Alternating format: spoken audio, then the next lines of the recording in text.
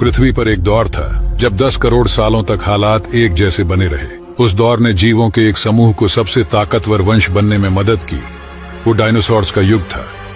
लंबे समय तक दुनिया में कायम शांति ने डायनासोर्स को बड़ी तादाद में हर तरफ फैलने में मदद की। वो 15 करोड़ सालों तक दुनिया पर राज करते रहे। अगर दुनिया में पहले जैसे हालात बने रहते तो शायद पृथ्वी पर अब भी डायनासोर्स का राज होता। लेकिन सब कुछ बदल जाने वाला था, वह भी एक ही दिन में। माउंट एवरेस्ट जितना एक बड़ा उल्का पिंड बंदूक की गोली से 20 गुना ज्यादा रफ्तार से हमारी पृथ्वी से टकराया। इसने 20 किलोमीटर गहरा और 180 किलोमीटर चौड़ा गड्ढा बना दिया। इससे दुनिया को तबाह कर देने वाली घटनाओं का एक सिलसिला शुरू हुआ। उस विशाल क्रेटर से असली जानलेवा ताकत बाहर आई। वो थी राख और मलबे की सैकड़ों किलोमीटर मोटी दीवार, जिसने पूरी दुनिया को घेर लिया। बादल ने सूरज की रोशनी को रोक लिया, जिससे लगभग सभी डायनासोर्स की मौत हो गई। ये तबाही पूरी दुनिया में हुई और ये दुनिया का 5वां सामूहिक विलुप्ति यानी मास एक्सटिंक्शन था। क्या आपको पता है, सूरज से जो रोशनी निकलती है वो असल में व्हाइट कलर की होती है। तो फिर हमें सनराइज और सनसेट के समय रेड या फिर ऑरेंज कलर क्यों दिखाई देती है? 90s के समय में वैज्ञानिकों ने जब पहली बार सैटेलाइट को स्पेस में भेजा, तब ये क्लियर हो गया कि सूरज का कलर वास्तव में सफेद है, न कि नारंगी। और आपको बता दूं कि इस फिनोमिनन का रीजन है हमारे पृथ्वी पे मौजूद एटमॉस्फेयर। जब सनलाइट अर्थ की एटमॉस्फेरिक लेयर में एंटर करती है और उसमें प्रेजेंट पार्टिकल्स से टकराती है, तब सफेद रंग 7 रंगों में बिखर जाता है। इस कलर चेंजिंग फिनोमिनन के प्रोसेस को स्कैटरिंग ऑफ लाइट कहते हैं। इस प्रोसेस के अकॉर्डिंग सनलाइट 7 रंगों में बिखर जाता है। बाकी रंगों के कंपैरिजन में रेड और ऑरेंज कलर की वेवलेंथ बहुत ज्यादा होती है। इसी रीजन के वजह से सूरज हमें लाल या तो फिर नारंगी यानी ऑरेंज कलर की दिखाई देती है। और आपको ऐसी चीजों के बारे में जानने में दिलचस्पी है तो हमारे साथ जुड़े रहिए।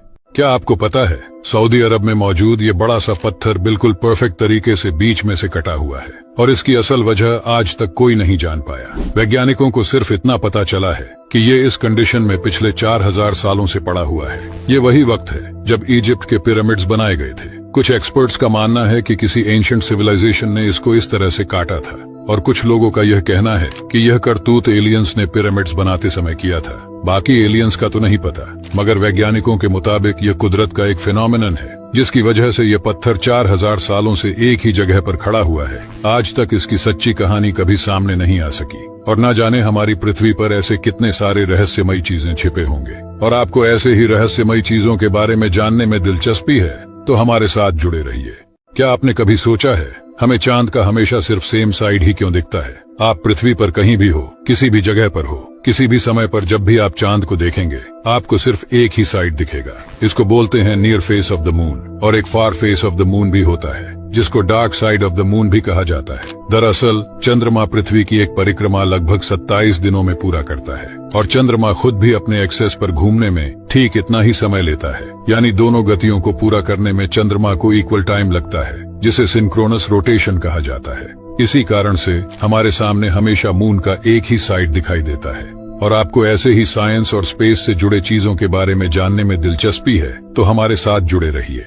अगर आप कभी ऐसी विचित्र सी दिखने वाली चीज को आसमान में देखते हो तो आप क्या करोगे? इस विचित्र सी दिखने वाली चीज को सबसे पहले 2 पायलट्स ने देखा था, जिनकी बातों पर किसी ने विश्वास नहीं किया। लेकिन फिर पहली बार इसे 1989 में कैमरा में कैप्चर किया गया, जिसे देखकर सभी के होश उड़ गए। और अगर आप इसे देखकर एलियंस या फिर यूएफओ के बारे में सोच रहे हो तो ऐसा नहीं है। यह एक नेचुरल रेयर इवेंट है जिसे बोलते हैं जेलीफिश स्प्राइट लाइटनिंग। ऐसी नॉर्मल लाइटनिंग तो हम सभी ने देखी है, जो जमीन से 1 किलोमीटर से लेकर 15 किलोमीटर के हाइट के बादलों में कड़कती है।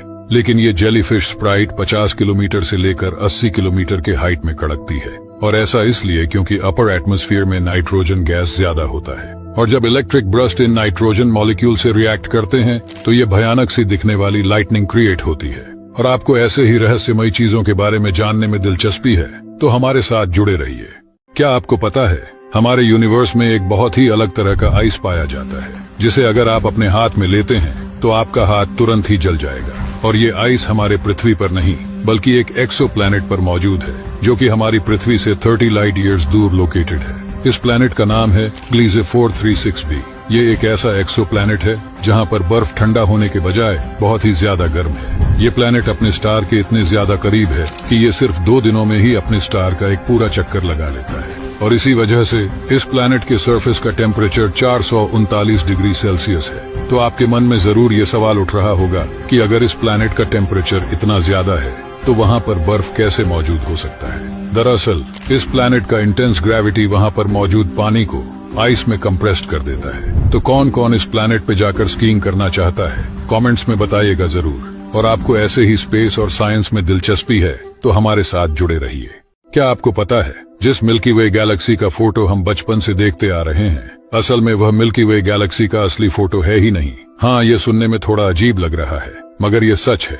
दरअसल मिल्की वे गैलेक्सी का फोटो हमारे सोलर सिस्टम के स्टार, प्लैनेट, नेब्यूला और पड़ोसी गैलेक्सी को स्टडी करके बनाया गया है। अभी तक आपने मिल्की वे गैलेक्सी यानी हमारी आकाश गंगा का जो भी फोटो देखा है वो सब प्रेडिक्टेबल है, यानी हम गलत भी हो सकते हैं। अगर किसी वीडियो में ये बताया जा रहा हो कि हमारी पृथ्वी इस जगह पर है तो आप समझ जाना वो हमें सिर्फ समझाने के लिए बताया जा रहा है। सच्चाई ये है कि हम मिल्की वे गैलेक्सी का फोटो ले ही नहीं सकते क्योंकि हम खुद इस गैलेक्सी के अंदर है। इसका फोटो खींचने के लिए हमें खुद मिल्की वे गैलेक्सी के बाहर जाना होगा, जो कि फिलहाल असंभव है। अगर हम लाइट की स्पीड से भी ट्रैवल करें तब भी हमें मिल्की वे गैलेक्सी से बाहर निकलने में करीब 2 लाख साल लग जाएंगे। और वॉयेजर 1 ही एकमात्र ऐसा स्पेसक्राफ्ट है जो कि अभी तक सिर्फ सोलर सिस्टम क्रॉस करके इंटरस्टेलर स्पेस में पहुंचा है।